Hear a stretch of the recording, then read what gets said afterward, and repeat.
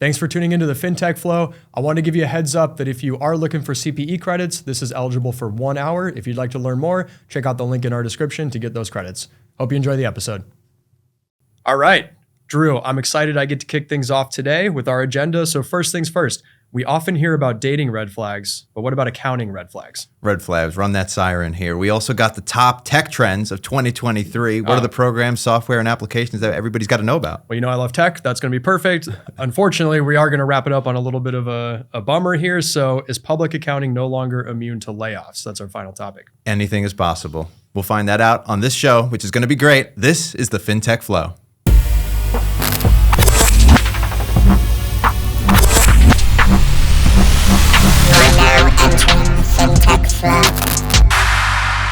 What's going on, everybody? This is the FinTech Flo, where we're getting everybody up to date on news in the accounting world, fintech world, and entrepreneurship world, all through our lens as individuals who are active and inactive CPAs.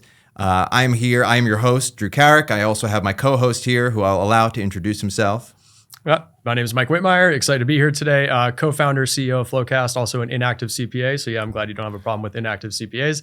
But yeah, just want to start with a little bit of my background. So in accounting, obviously, I spent about 8 years in accounting, 4 years at audit here in LA at Ernst & Young, paid my dues there, got my CPA, moved over to a pre-IPO software company where I was a senior accountant and helped them go public. I was there for about 4 years. You experienced a lot of pains, particularly around the month-end close process. You know, in industry, that's your biggest pain point. And it was ultimately the inspiration for FloQast. FloQast Software is a service company. We help with month-end close process and accounting operations. And we've been at it for 10 years at this point. So a lot of knowledge has been, gained over the years, and excited that we can share it on a, great podcast like FinTech Flo. For sure. And now, when you were doing this sort of entrepreneurial journey for yourself, did you early on, because you always kind of had that entrepreneurial aspect to you, did you think it was going to be software?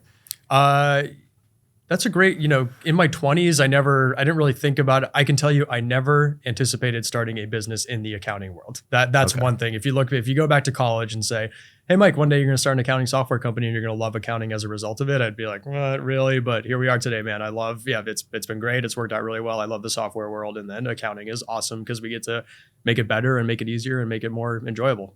Last one on this intro is when you were sort of in the early public accounting world and then you moved into private, were there any endeavors that you sort of toyed around with, perhaps in the entrepreneurial realm during that phase? Yeah, bunch of.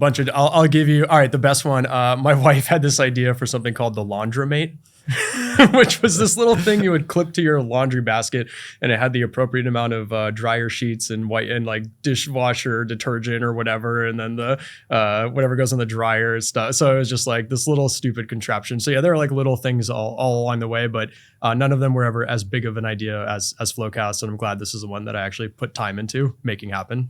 Sure. I think nowadays you could think of like the 3D printing, like all those things are kind of possible now. There's one guy who does all the unnecessary inventions. I don't know if you ever follow him. I have not seen that. No, I need to check that out. You attach this to the fan in your car and then you could stick it in your pants and it just helps cool your whole body. There's like one you stick in the window and it's, you don't want to have your window open while you're driving on the highway because it's too windy, but you still want to get the air from outside. So it's a little contraption that fits in your window. I mean, a whole bunch of crazy, unnecessary inventions. The taco maker, so that you eat over this thing, and then as the taco meat falls out, it lands in another taco that you can then eat because tacos are so messy. Maybe making innovation too cheap isn't always the best thing in the world. Sure. Because I remember when we had the idea for the laundromate thing, it would be like $40,000 to get a prototype design. Now you can just fire it up in a 3D printer for whatever, $100 and get it taken care of. Right. Absolutely. So I think you picked the right. Drew, tell us about yourself. Yeah. Okay. As for myself, I'm Drew Carrick, the Rapping CPA. So I am an active CPA still, keeping it going with things like this. Congratulations. All right. CPE, getting these credits in definitely while you need them. And I started in public accounting as well. Went national, was at Grant Thornton 2 years as an intern, 3 years then working there. Left that to go do private. I was in finance, budgets, did grant compliance, and a whole bunch of other stuff just because I worked for a university and they were trying to get some young blood in there to help revitalize the archaic systems that I imagine probably are still there, which is just your cabinets. They're not in the cloud, right? You're just using paper documentations. The people have been there for 50 years. Let's get some young blood in here. Let's try to innovate some of our processes, actually document things that were never documented before. probably could really use FloQast, not going to lie. And I created the Rapping CPA brand just because I rapped in college. I was always into music, had this sort of left side, right side of the brain battle of which do I want to go into. And it took me into creating the public accounting anthem, which made its way around the accounting universe. And I'm sure some people listening have heard the song or watched the music video. I've seen it, yeah. And there you go. That's one right there. Yeah, there you go. Just sort of allowed that to carry me through onto my career too. I kind of went entrepreneurial and was doing some sort of thought leadership development of building a prototype of what a video platform for short form CPE content is. Because as we all know, CPE is a pain in the ass to get. And can you watch it in perhaps 10-minute little modules and earn a credit every single week? And at least if you do that over the course of the whole year, it's a lot less cumbersome than all of a sudden you get to December and you're like, shoot, I have 5 credits I took over the course of the year. Now I have to spend my entire Christmas break just cranking out these webinars that are at a select time. So if you have dinner plans, sorry, you can't go to it. You got to sit through that webinar, make sure you're clicking in over the course of the time.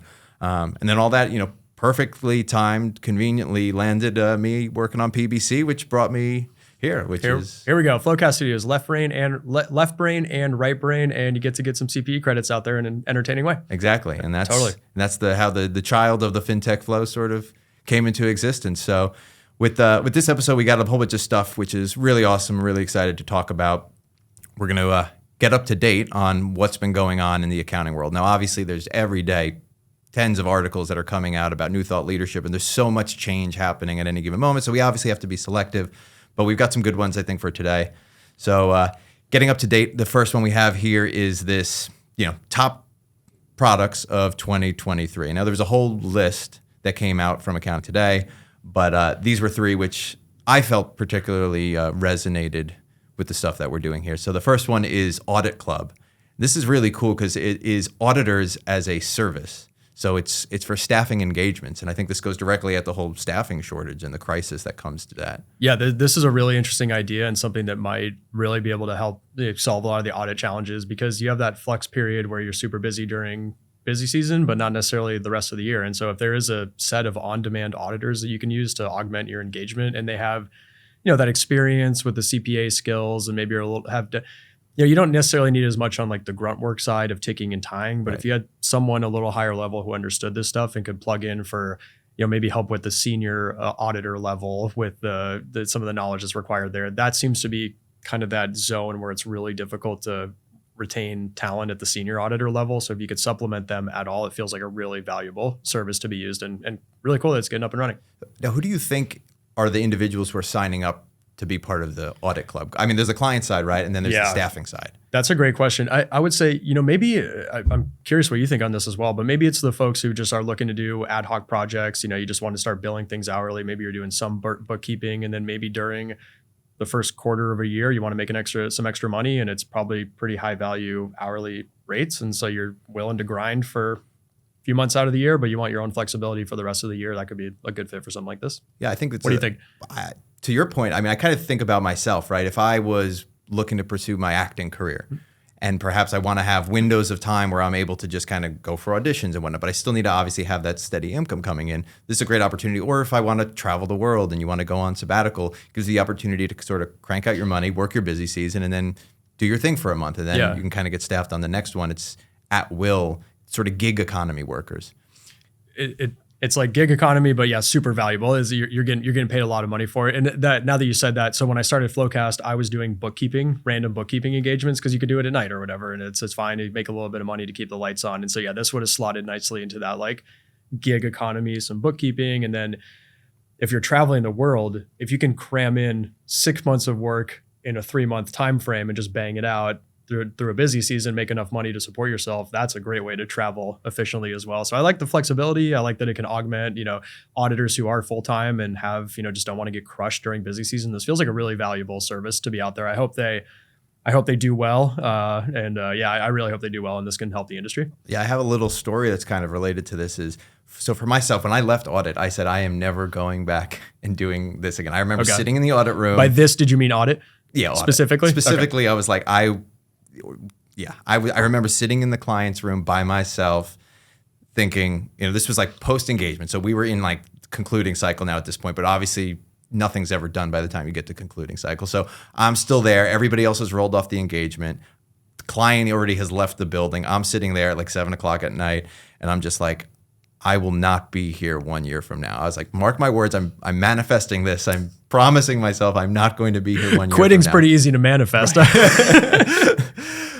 But I was able to get out, right? I didn't leave public accounting at that point. I moved into advisory, and then eventually sort of made my way out into private. But the really interesting thing was as I was doing this entrepreneurial stint during COVID, which was a good opportunity, I feel like, to explore what other avenues are available before just diving into another consulting or big public accounting sort of gig or operation.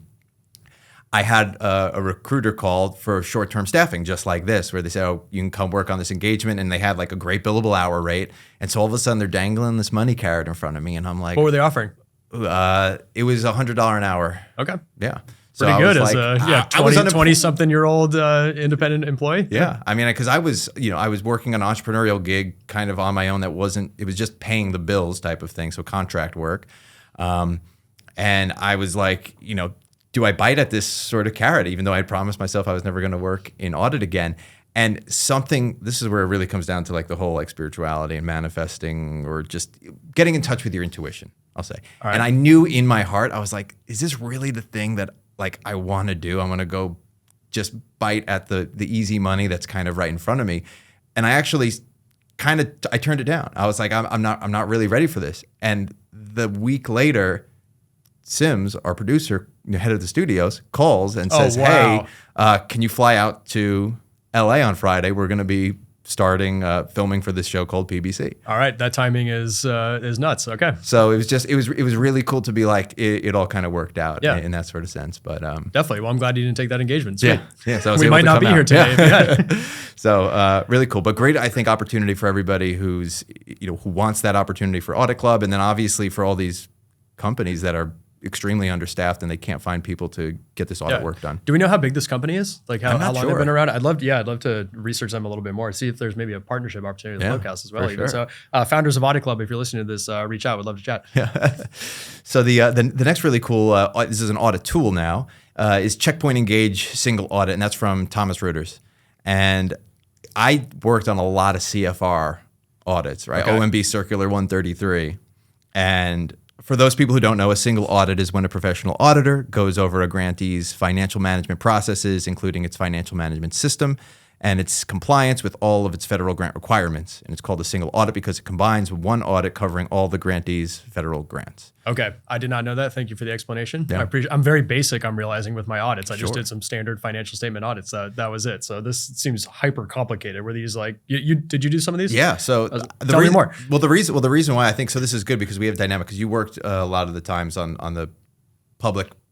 Yeah, I was more like, it was private, very traditional, like audit opinion around financial statements, light controls if they're private, full controls if they're public. This is out of my realm. I'd love to hear more. For us, we were, I was in not-for-profit and higher education. Okay. So a lot of the entities that I worked with, and then also our kind of division got relegated all the random one-off audits that were like, right. They need you to go and like review something. I remember like sitting select procedures type stuff. The really like one-off small, because the threshold for what client we would take on for a not-for-profit audit was a lot lower than what we would take on for. Got it. Okay. So we got all the you're scrubs. Like the nonprofit / ad hoc projects, and you just cover off on everything. 100%. And so these ones were like usually no more than like 2 to 3 day engagements. I mean, they were just a few $1,000s, and it was just sitting through like hundreds of pages of these just outlines of transactions, where the money's been allocated, how it's being spent, and it was just a tick and tie drill for like days, and you would be the only person there because it wasn't a team engagement. You're looking at just basically one book, and you were just tying numbers out to transactions the whole entire time. And they were just miserable because you're by yourself, you're lonely. It was usually in like a random location where the NFP could afford to have their corporate office. And I remember going to some of them, and a lot of the times the entity didn't even know that we were coming, and I like sat there for 2 hours in the waiting room. They're like, yeah, we're not ready. We don't have anything for you, so you could just go home. I'm calling the manager. He's like, all right, just come back to the office or go home or something. These are always like pretty annoying and pretty. Yeah, that feels like a short episode of PBC. Just no, we don't have anything ready. Gotta head out. So do you think this tool, like, I mean, if it's just ticking and tying, it feels like you can automate a huge percentage of that. Would that? Okay, so if you're automating most of the work, it's an engagement that's only a few $1,000s. I'm having a hard time but you need a human to review it, right? To sign off on an audit opinion.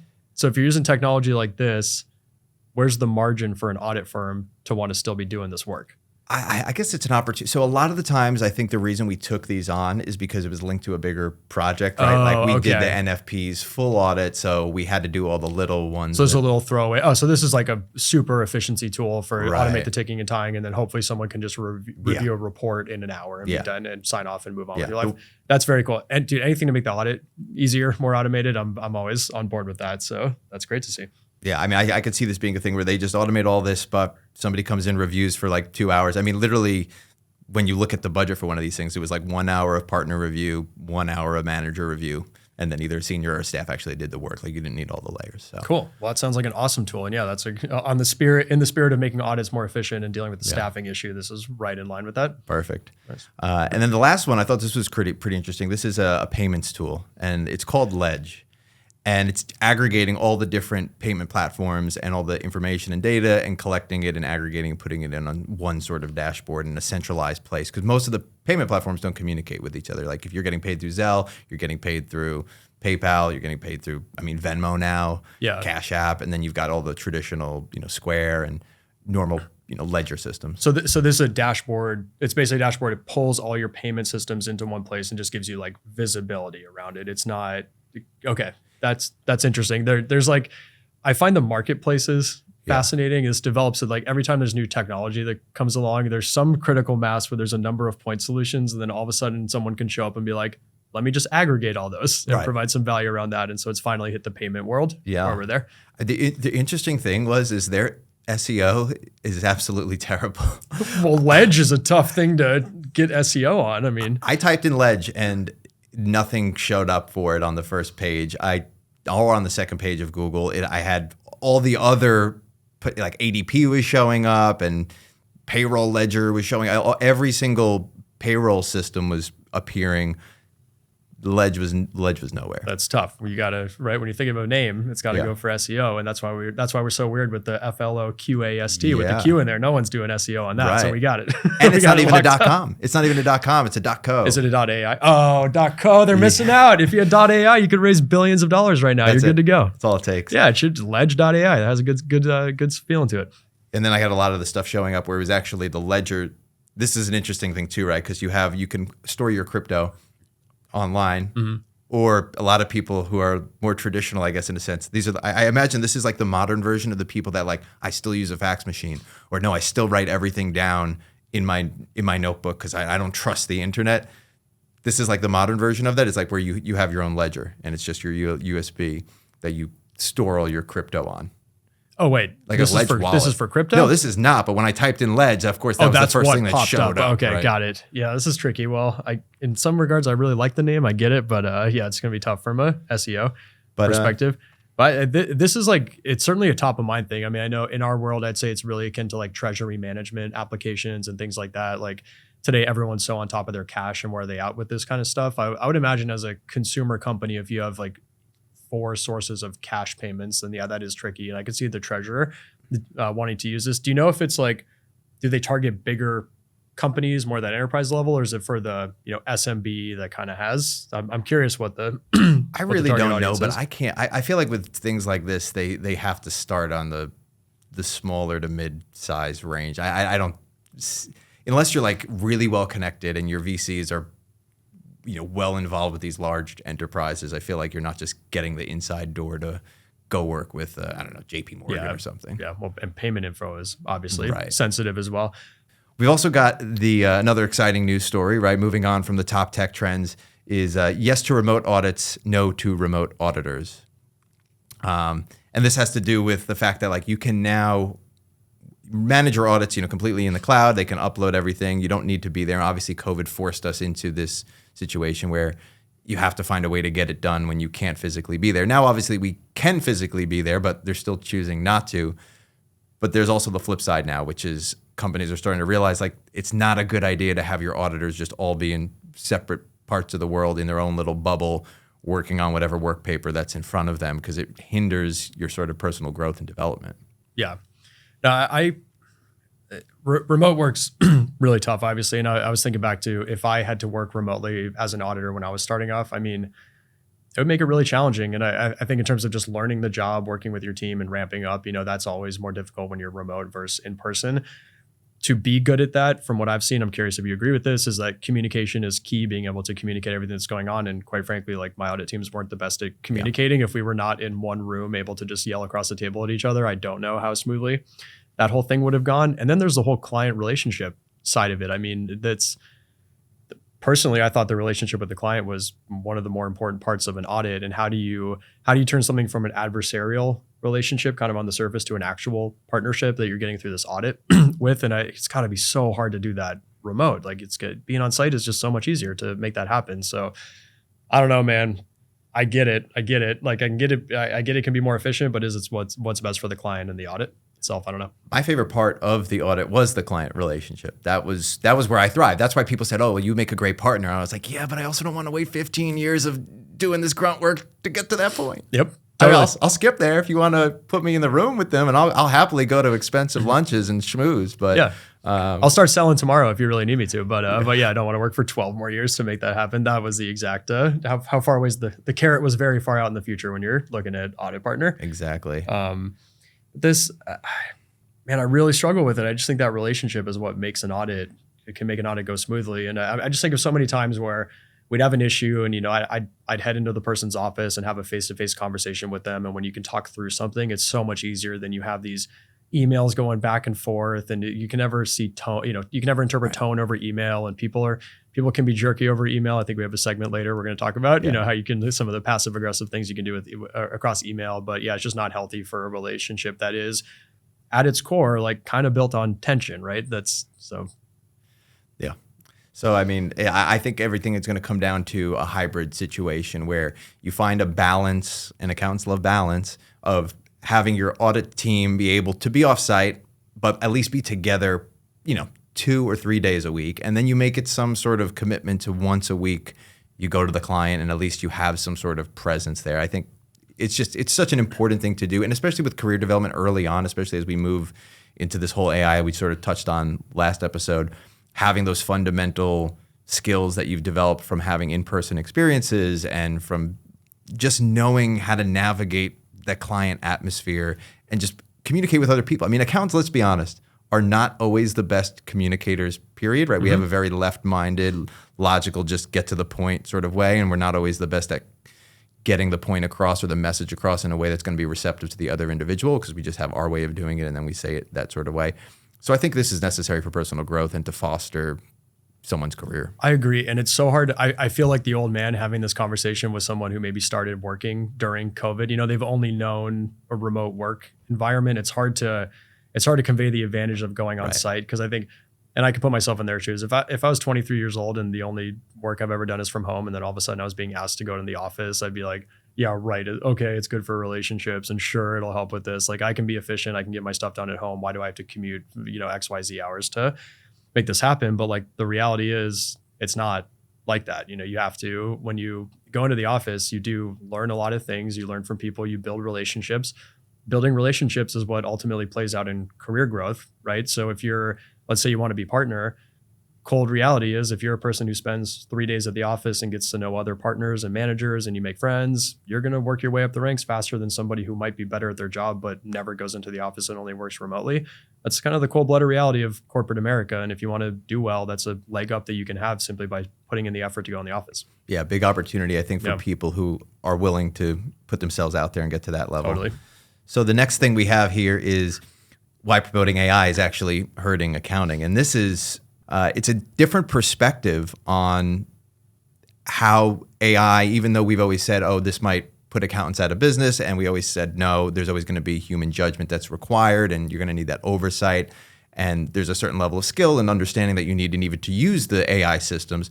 This is like a direct, there's actually accounting, gap type things, ways that you perform accounting duties, which only a human can do, because it's just not can you imagine an AI being professionally skeptical?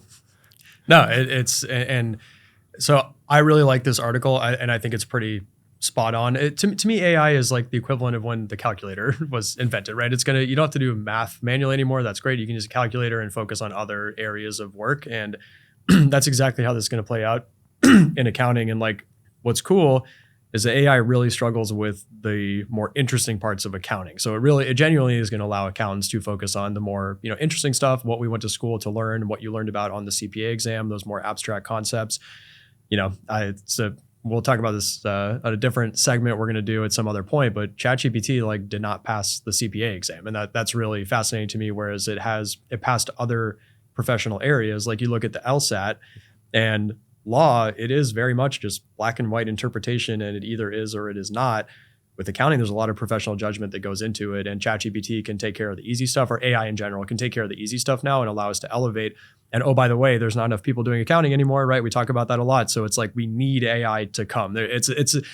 I've personally had this fascinating twist where, I used to be like, oh, don't worry, technology's not going to automate your job, blah, blah, blah. Don't worry about it. It's not an issue. But now I'm like, oh crap, we need it too because of this talent crunch. It's a very real and long-term problem, and we need a solution for it. And AI to me is the solution for dealing with that issue. And it's good for everybody because you get to do more fun stuff. It came out at the perfect time, it seems. Kind of. It really did. It's like, it's meant to be. It was planned. Thank you, OpenAI. I appreciate it. And it's ironic that, accounting, which everybody considers to be the most black and white area, is actually the largest gray area because there's so much judgment that's involved. I mean, I remember when the new revenue recognition principles came out, which I think companies are still having a difficult time adapting to. I remember 2 years worth of webinars that were just constantly having trainings and trying to show people.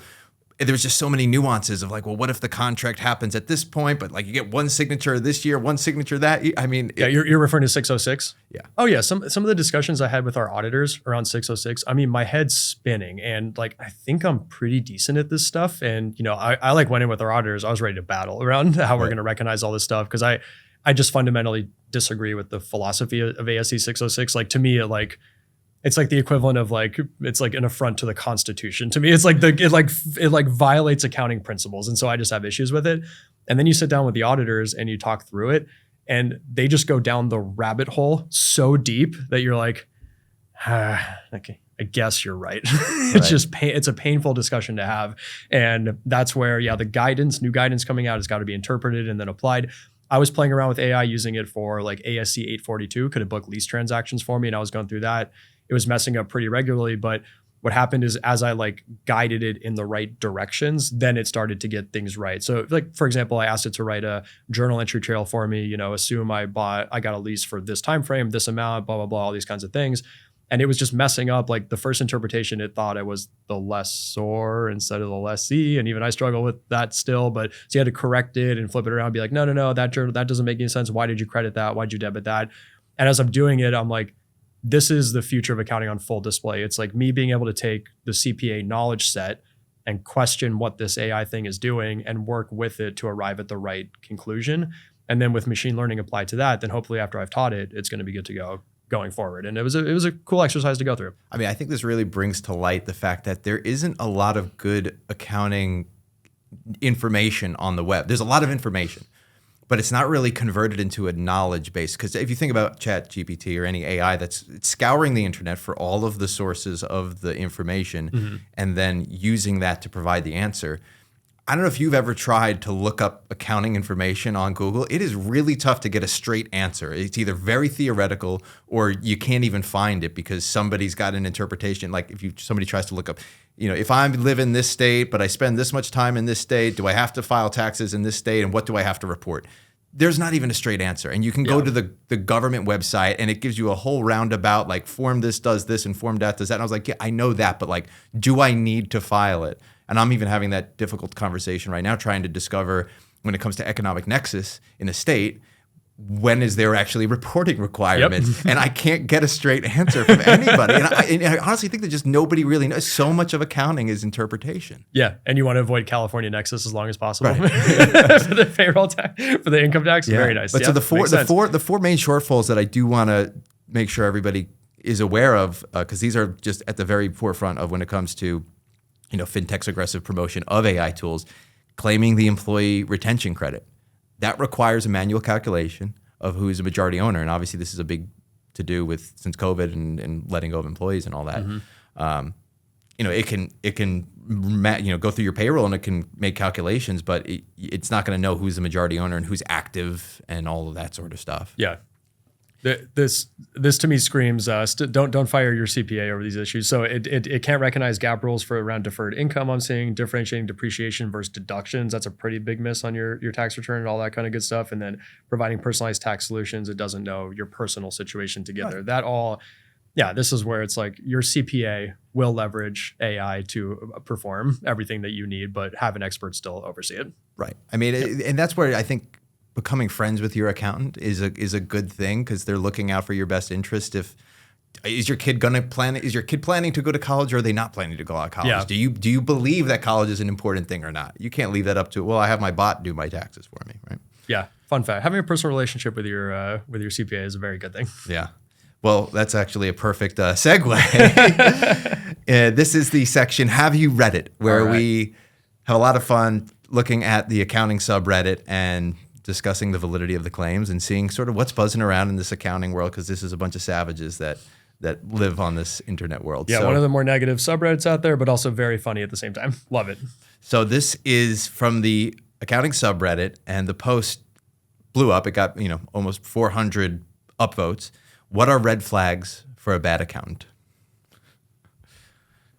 So we've got some of the responses here, Mike. If you want to take a read of this one. Yeah, sure. So this one is from I'm Your Papa from 3 days ago. I got put on a client and asked their accountant what their process was for reconciling balance sheet accounts. And they straight up said they weren't sure what I meant because they don't issue balance sheets, just a P&L. Okay. I'm getting frustrated. All right. There was not one account on the balance sheet that tied out. I spent months tracking down supporting documents and talked to bankers, vendors, customers, et cetera, to clean it up. I don't know about you, but my audits followed a balance sheet first approach, and that's exactly how we looked at all of that. And then it was, if the balance sheet's good, I can make sure the classification of the P&L is correct, and then we'll move on with our lives. How in the world would you close the books with an income statement first approach? This is terrifying. This makes it sound like this is the accountant that's not actually accountant, and it's just saying, well, this is how much money we make and this is how much money we spend. That's exactly what it is. You're so spot on. It's the cash basis mentality of, did we bring in more than we sent out last month, and as such, cool. And I don't care about what our accounts receivable balance is or if we have fixed assets or whatever. You're probably right. It's probably just a yeah. And now anybody out there can correct me if they heard something differently, but I'm pretty sure like day one of Principles of Accounting 101, we talk about how you don't use the cash basis for financial statements. Yeah, that's why we exist as a profession. As accrual-based accounting makes everything, makes the world go around with the balance sheet. And this to me, it's like there was not a single person in this department that wanted a reconciliation done, even of the bank account. That feels, I would love to know how big this accounting department was, what the experience level was. To me, this almost reeks of, it's either incompetence or like intentionally poor documentation because you're doing something sketchy. Right. That feels like it's that level. Do you have any idea when GAAP was actually created? I have no idea. I'm genuinely asking. I don't know either. I'm thinking back to CPA. So it probably would have come about shortly after the SEC was founded, right? Which was a result of the Great Depression and FDR taking over. So I don't know we would have had to come up with generally, that would be my guess. I'm totally just, this is why I'm decent in multiple choice exams. Yeah. I can guess my way there. But yeah, I would say at some point in 30s or 40s, I would guess is when the GAAP was formally created. I think they created the public accounting designation somewhere in the late 1800s, actually. Okay. Which I think is a pretty interesting. I think 1880s, a state came up with that, right? No, I'm just going to Google it. But as far as podcast. 1936. Yes, the Institute publishes the Examination of Financial Statements, which introduces the term generally accepted accounting principles known as GAAP. I said 30s, right? Yeah. That was what I said? Let's go. All right. Because I think before that, everything was just cash basis. It's easy. Did we get the money or did we not? Well, I think accrual was a thing that was contemplated ever since, double entry bookkeeping, Luca Pacioli, all that kind of stuff. But I think GAAP is just now it examines every aspect of how you book a journal entry with any given transaction. And that's why they're able to just make it more and more complicated every year, which is beautiful for accounting and everything. But I think if I remember correctly, So during the market run of the late 20s, ahead of the stock market crash, there was a lot of fraud and sketchy accounting, but there wasn't like a uniform standard of accounting for a lot of that. So for example, fixed assets, maybe one company depreciates. Back then it would have been a horse and buggy over. Maybe one's over 12 years, the other one's over 5 years, or maybe someone doesn't depreciate it at all. And this was to like make it uniform and know if my company's buying computers and they're worth this much, then you can appreciate it for that much or whatever. And to give Reddit a shout out here, I will say that under no circumstance was land ever depreciable under under this. I don't know if anybody noticed in PBC, but I put on the whiteboard in the background, no depreciating of land. So if anybody wants to go find that Easter egg, they can go. It was in there. Go hunt it down. Send it into us. But I think this also talks about like specialization. Now we love specialization because you can become an expert in that area that you're in, but this is how broad the accounting field is. You could have two people who are both accountants, and they could not know a single thing that the other person knows. I mean, you might have a general idea, right? We all took the exam. We have that general idea. But I mean, there could be an accountant that's just only ever worked on small businesses, just doing QuickBooks, and they were literally just generating P&Ls. I don't know, for like a tax return type of situation. Yeah, the breadth of the term accountant is very cool to me. And so when we hire people at FloQast that are not accountants, like ramping them up and explaining that, no, it's not just debits and credits, or we're not just the people who prepare tax returns, like explaining everything we do. It takes a really long time to get someone on board with all of that. But I would say the best thing is it's evidenced by we have 4 sections of the CPA exam, which are which all 4 of those are pretty broad and cover very different topics. And it's cool how much you get to learn. And yeah, you have unfortunately like a knowledge gap on full display with this comment here. Yeah, there are no overlapping sections of questions when it comes to the CPA exam. It's 4 different tests. That's why people talk about what's harder between like the law exam or the CPA exam. And I find that when you're talking with the law exam, you just have to really buckle down for 2 to 3 months and cram and don't go out and just do that. With the CPA exam, you got to do that 4 times. Yep. So it's that dedication and commitment you have to really want it. You do. Mm-hmm. So this next one I think is absolutely hilarious. This is a Reddit response to that from Knoxfeller, which is a great name. He's got equals A1 plus A2 plus A3 plus A4 and so on and so forth, implying that this is in a Microsoft Excel cell. And rather than using a function, I mean, this has over 1,000 upvotes. It deserves it. This is an alt plus, and that's your shortcut for getting you to equal sum of all this stuff. It's painful to see this one go through. Oh my gosh! But hey, it's tagged under government. I don't know if that's government work, and that feels roughly about as efficient as a government would work. So maybe there's something to do with that. So I think they're saying, yes, so Knoxfeller is a government accountant. Okay, there you go. Right. I mean, and that's probably what he sees a lot of, because there's probably not a lot of accountants who are doing accounting roles for the government. And then I see we have Artemis 2792 here saying, got something better that I've seen. Someone use equals sum parentheses A1 comma A2 comma A3. So they got the function. They got the function, but then they still did the same thing. Then they made it complicated. Oh my gosh. It blows my mind how many people put they're proficient in Excel on their resume and then like stuff like this. Here's a question.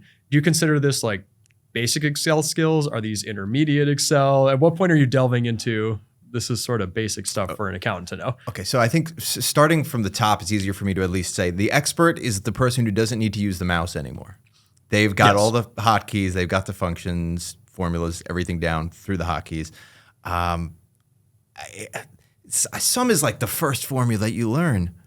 I think this is like just beginner Excel. Like they failed Excel 101 in college and yeah, right. They could do it. Mm-hmm. They've never used it before and they just got this job and they're like, I don't know, but I know if I click plus, it'll add. And there's no way this is an auditor either, because like you in auditing work papers, you see enough of the formulas that you're looking at. I have to imagine you would learn pretty quickly that this isn't how you type stuff in. You know, my epiphany function was when I started working, because again, I didn't take any Excel classes in college. Okay. So I had to learn everything on the job starting when I was an intern. How did you not take any Excel classes in college? I don't know. We just didn't. Really? Through like just bit? I guess in my master's, we had a statistics course that used some Excel some of the time. I mean, I used it to create like pie charts and stuff like that. No, you're right. Stats was where I used most of the Excel, and that was actually a really fun project. You got to learn Excel doing that. But I was exposed to it, not from business or accounting, but I was exposed to it from my internship.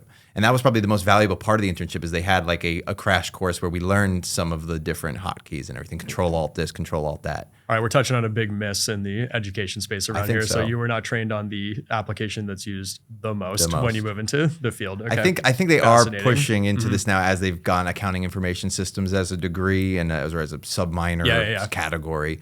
But no, the VLOOKUP formula was the most impactful for me. That one changed my entire career trajectory. It probably bought me an extra 2 years on my public accounting career, just knowing that formula. That was the one the moment that you had it. I love it. I was trying to think what were some of the, I remember when I learned concatenate, that one was really helpful for reconciling because I learned that at Cornerstone. It took me that long to get it, but it's like you have these two different data sets and maybe one has the customer name, comma, Inc. in a different column. And then the other one has this. And so learning the concatenate formula, I was like, oh my gosh, that makes life so much easier and doing all that. So man, I agree with you.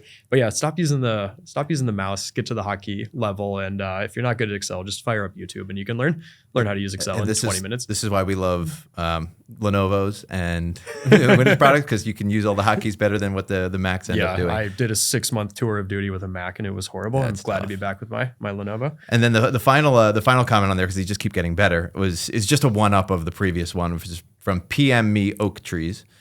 And it's the sum, but it's actually not just the commas, because at least the person before that knew that commas meant consider the formula for those subsequent cells. This is literally just the exact A1 plus A2 plus A3, except they added the sum in front of it. Would that even work? I don't know. I don't think that would work. No. All right, I'm going to resist the temptation to fire up Excel and see if this works or not. We're in the middle of a podcast.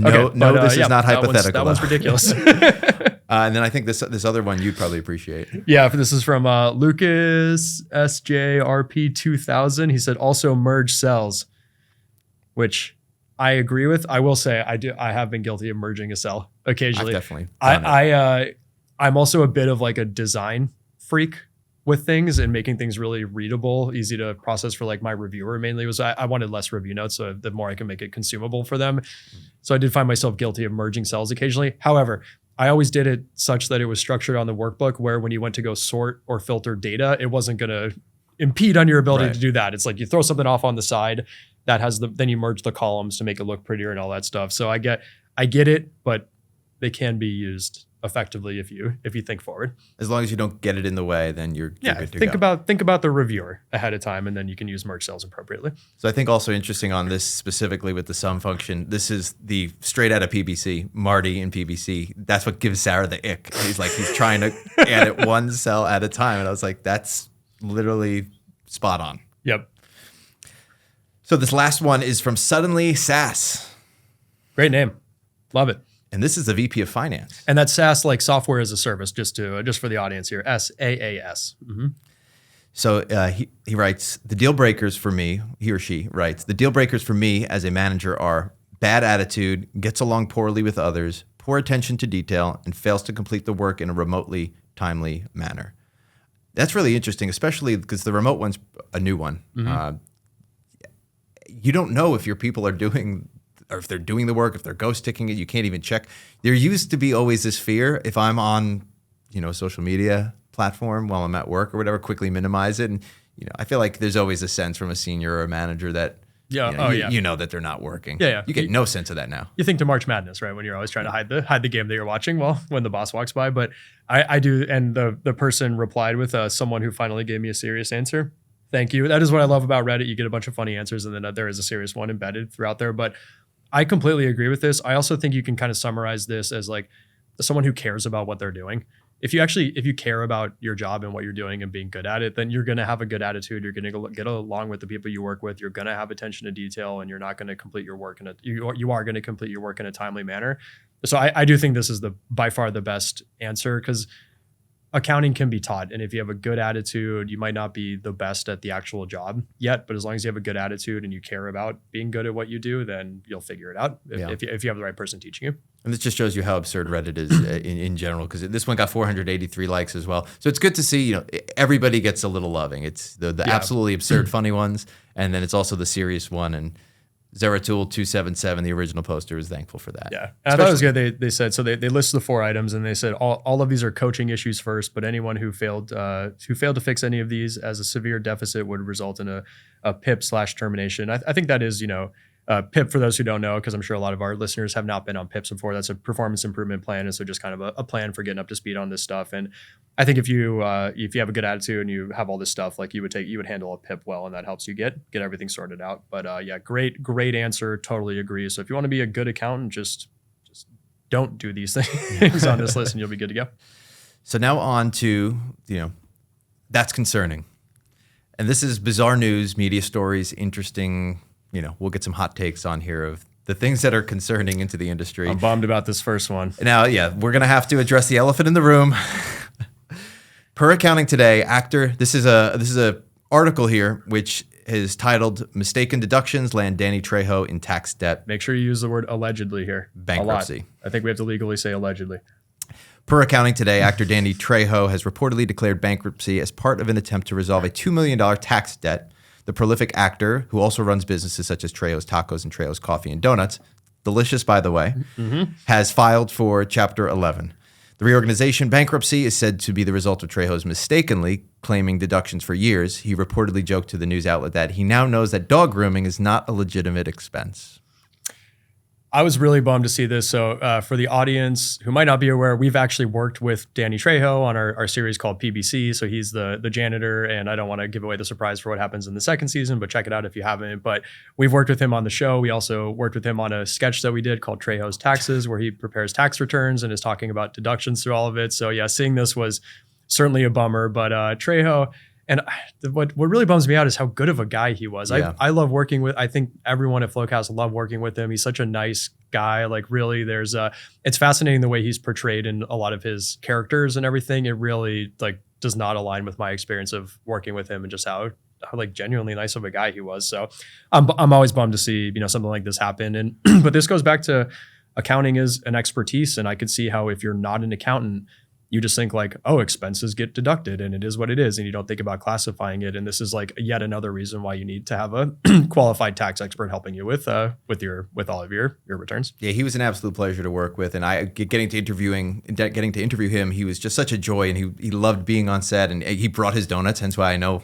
how good they are, which is terrific. But to your point, I think a lot of these individuals, especially when you come to actors and athletes who either sign into contracts that end up screwing them over later on, or they end up having just their buddy down the block who took an accounting class one time, become their accountant, and it's oh yeah, we can get away with this. And I think fortunately he's set up in a well enough of a way where he won't be too hardly hit by that. Obviously, this is a reorganization bankruptcy, so he's it's a move to kind of salvage what's there, and obviously all of his entities are broken off to be having liability protection there. But it is unfortunate and ironic, of course, that he's in a show about accounting. Yeah, very ironic. But I'm confident that he'll get through the reorg of the bankruptcy, and he'll be he still is Danny Trejo and is well known and will get hired. I don't think anyone's gonna be too pissed off about tax evasion here. So or I guess accidental mistaken tax evasion. So he'll be fine. But bummer to see this because he's obviously close to FloQast and just such a good guy overall. Yeah, absolutely.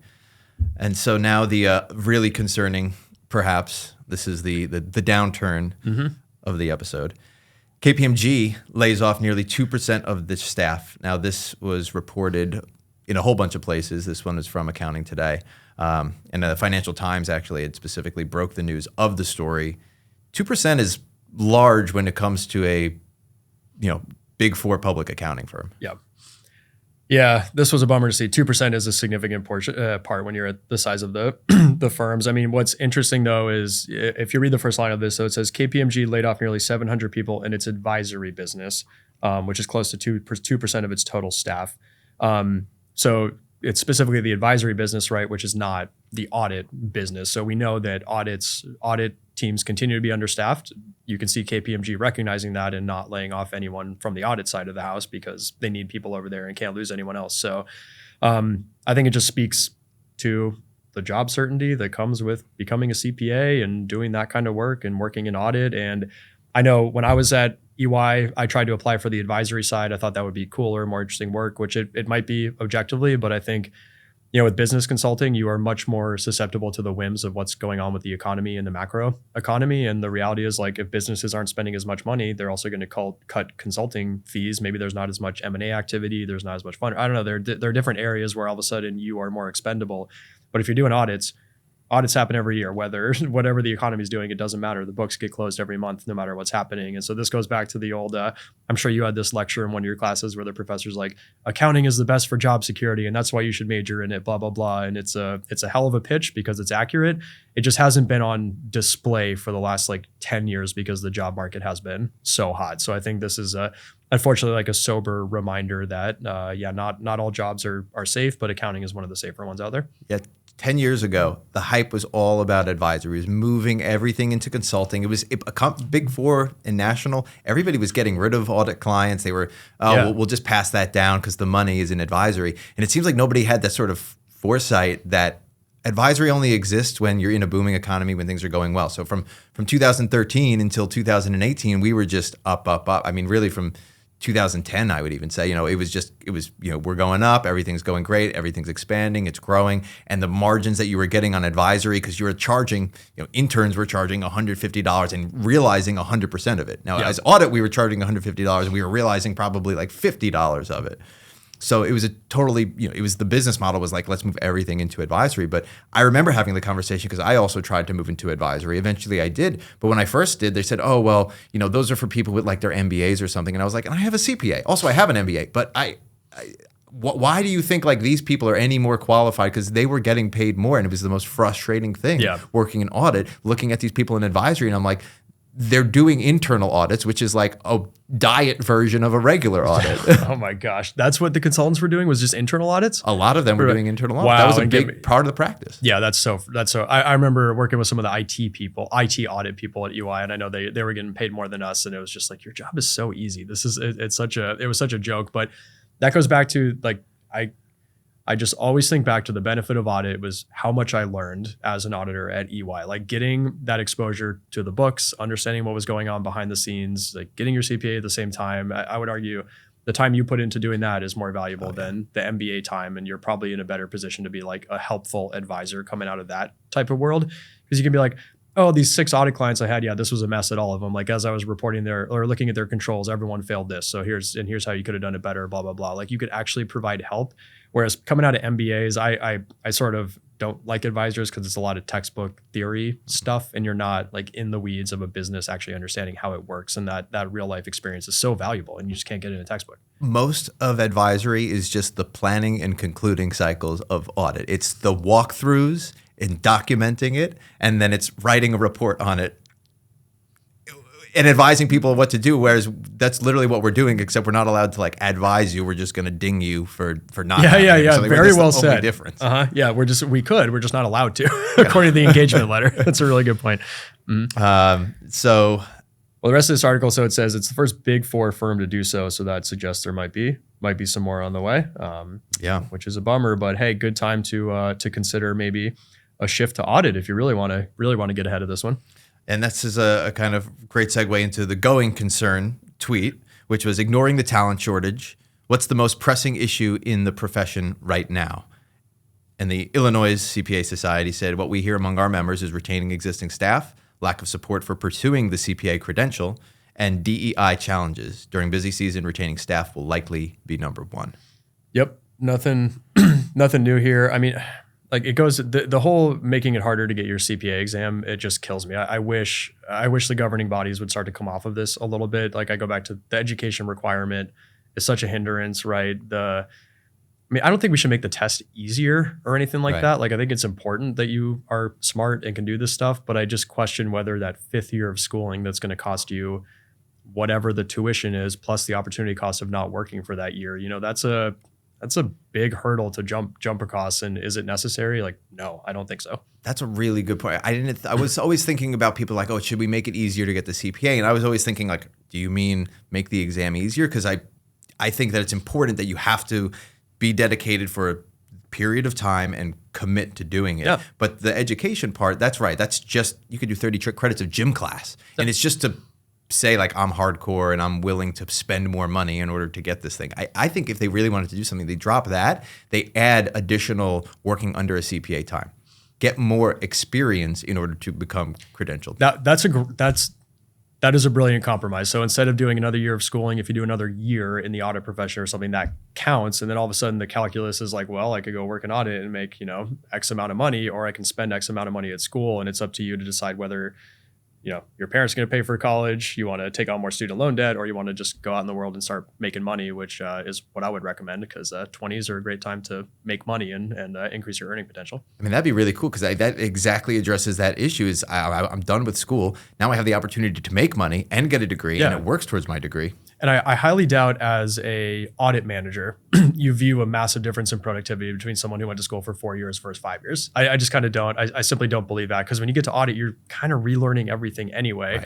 Right. That goes back to our Reddit segment. Do you have a good attitude? Are you coachable? All that kind of stuff. Or do you play well with your team? All those kinds of things. So, man, let's make the CPA just a little bit easy. Like, to your point, not the exam easier. We don't want to lower the bar and have it be where like anyone can become a CPA, but just got to make it easier to get to that point where you're able to sit for the CPA exam. Yeah.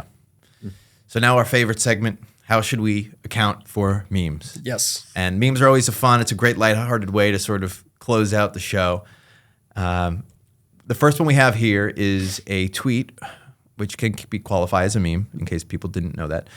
Claire without the E, @nastywoman@law. So perhaps they're a lawyer. Mm-hmm. The feeling of forwarding an email you have been accused of not sending is probably the same as winning a duel. Have you ever done this? Yes. You have? I'm trying to think of actual time. It's funny. We're dealing with something right now where it is like we went back and dug up some email documentation. It was a good feeling when you have it. But yes, I get this being. I guess I've never been accused of doing this. So this is the. Tell me more about your experience. Do you remember it? I mean, the other version is like where you respond and you're like, per my prior email, see attached. That's a little more passive aggressive. This is just straight up aggressive. I mean, this is I guess that's equivalent of winning an aggressive duel at that point. For the forwarding, I mean, what it is like I go back and rather than even. You delete your new signature that pops up automatically, and you just leave it so that the very top of the message is the subject, date, and information from the first email you sent, to really let them know, like, yeah, this is from an email I already sent you, and I'm just taking that email. I deleted the top. This is the ultimate pettiness of office antics. Yes, it is. Choosing violence. Yeah, you're choosing violence. What warriors from hundreds of years ago would think about this? We got to get it out of us somehow, I guess, right? So. This next one, you want to take this? All right, so it's a meme with what is this creature? I don't even know what this is. Some sort of creature. Yeah, okay, it's on the bottom. And so the top says, comes back from talking to the client, senior. So what did the client say? Me, basically some animal with making a, I don't know, type suggestion. All right. Yeah, this is so spot on. I remember I feel like my first meeting ever with my first audit client, this is exactly what happened. I sat down with the controller, and she proceeded to talk circles around me, and I had no idea what was going on. Man, it was embarrassing. You spend all your time concentrated on just not making a fool out of yourself, that you don't retain any of what's being said. You're just like, all right, be present, like don't pass out. And a lot of the times, because even though I do a lot of stuff on camera, there's still that like sense of overwhelm that comes over you, and you almost like black out, and you're not even present with what's going on, and you have the sweats coming. And I think that's what happens. You're sitting there with the client and they're just going through stuff, and then you get back and you're like, I have no idea what just happened. Yeah, and it's this comes from a place of inexperience. Like obviously the more experience you get more comfortable having these conversations. But I think when you're talking to the client, it's not like, as a staff, you might just have a checklist of questions you're going to run through. But as soon as you need to go a layer deeper on something, you might just not be knowledgeable enough about the context of what's going on. And, you might feel like you don't know what question to ask next, and you're not having a productive conversation. But then after you've been doing it for a couple of years, you have enough experience, you've talked to clients, you understand what's going on with industry. Like, oh, if they have this challenge with fixed assets, maybe it plays out here as well. And you can just go a little bit deeper. So I say that for the folks listening who have this feeling coming out of meetings, you're not going to have that feeling much longer. As you have more of these conversations and learn more, you'll have really good productive conversations with the client. Yeah, I was thinking about, and kind of a call back to what we were talking about earlier. The reason I was more open to taking a new audit engagement was because I had worked then in private, and I had gone entrepreneurial, and I had seen different businesses, and having that experience it gave me context and made me so much more. Like right now, if I was to go back and do an audit, I'd be so much more comfortable and feel like I do such a better job. Oh yeah. Like I've definitely had that thought after working for a year in industry, closing the books. It's like, wow, I would know how to audit so much better. Now, that might be another way to fix the CPA profession. Can 2 years in industry also help qualify for your CPA exam and get you there? Because at the end of the day, if you're closing the books and doing the work, I would say that's as valuable as auditing the work and inspecting the work. And if you can prove that you have some variety of experience that you've gotten throughout that, and then you pass all 4 parts of the CPA exam and you have the education requirements, why can't that count also to getting there? And so, I just feel like there are a couple paths to solving this that aren't being considered that strongly. Yeah, it's imagine auditing a journal entry that you've never actually booked before. I don't have to imagine. I did it all the time. Yeah. Just describing what a drink tastes like that you've never tasted. Right? That's so then the last one here. This is a little more into the little techie. It's from LFG Capital LLC. All right, it's pretty spot on for our mantra. Mm-hmm. And he says, I don't know. So there's basically what is this, from The Matrix or 24? There's an image here with a bunch of numbers on screens, and the numbers, Mason, what do they mean? And he goes, I don't know. I hard-coded them at 3 a.m. This is, I have flashbacks from this as well. You ever go back and find a work paper? I guess it won't be a work paper, but like you go back and find a reconciliation you were working on 9 months ago and you can't remember how you did something because the auditors are out asking questions about it and there's some hard-coded number somewhere. It's just, I don't know. That said, I'm not going to admit I ever hard-coded anything because it's a cardinal sin in a work paper to hard-code something. It's terrible behavior. That's the beauty of systems that allow you to drill down. I mean, drilling down is probably one of my favorite functions and features of any system, period. I just want to be able to click on the word and then see where that came from. And then when I get into there, click through to see where that came from. And I could just follow the whole audit trail. And then you end at some hard-coded number. Where is it? There's a really cool, I'm blanking on the name of it, but there's this really cool new AI thing where it reviews workbooks for you. And it tells you like, here are the key formulas. And then it can identify if there's a hard-coded number risk within there, which takes away a lot of the, fascinating like review of that's like the boring kind of part of it up front. It allows you to focus on the risky areas of the work paper, that summary. Well, from efficiency standpoint, if you've already done the work, show us how you got to the answer. Because I mean, especially even if it's my own work, I want to know when somebody asks me a couple months, like you said, this is how I arrived at the. Otherwise, I'm doing the same work over again. In your audit work papers, would you list out the formulas that were used to arrive at different things? No. Oh my God. Okay, that was my boss's thing. Okay, like listing the formulas. No, like she would have. So let's just say the example was like A plus B equals C.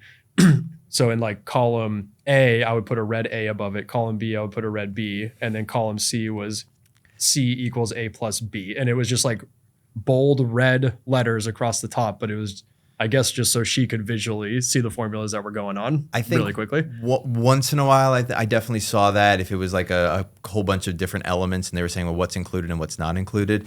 There was the feature alt. Is it, what was it? It reveals the formula in the cell, and that was one of my F2 was you just hit F2 and it opens up the whole formula. Yeah, and then I forget what the drill down one was, but that one is that's so helpful for getting around. So that way you just see, all right, this is connected to that. Okay, this makes sense now. So I got it. Man, we're getting nerdy right now, but hey, I guess that's the point of it. So that's actually been over an hour. So so everyone gets their CPE credits for today. Nice. So from this. Do we think this week, in the past 2 weeks, have appreciated or depreciated the accounting depression? I don't know. This is tough to have only an up or down sort of response. Yeah, I mean, I think it's been a couple good weeks for accounting. I think a lot of what's going on is elevating the industry. To me, the biggest bummer is Trejo getting popped for taxes. That's a really tough one, but and the KPMG layoffs are a bummer, but it wasn't on the accounting side, so that kind of shows. Maybe it's a good idea to think about getting your CPA and stay inside of accounting. And then I'm so excited about the AI work that's occurring. Like I think it's going to result in a really good thing for the profession and make it more interesting and save us from this staffing shortage that is like a very real thing and not getting any better because the societies are not willing to budge on these CPA requirements. Like kills me. I mean, there's a lot of opportunity and it's exciting. And I mean, for me, I don't know, maybe it's just because I just got back from New Orleans and Mardi Gras and I'm feeling like highly energized or anything. But I feel like I'm really excited about the audit profession, the accounting profession, about what's possible. Definitely I feel elevated. There you go. So I'm hoping that everybody else feels elevated too. This has been a great show. And thanks everybody for watching the FinTech Flo. Thank you, everybody.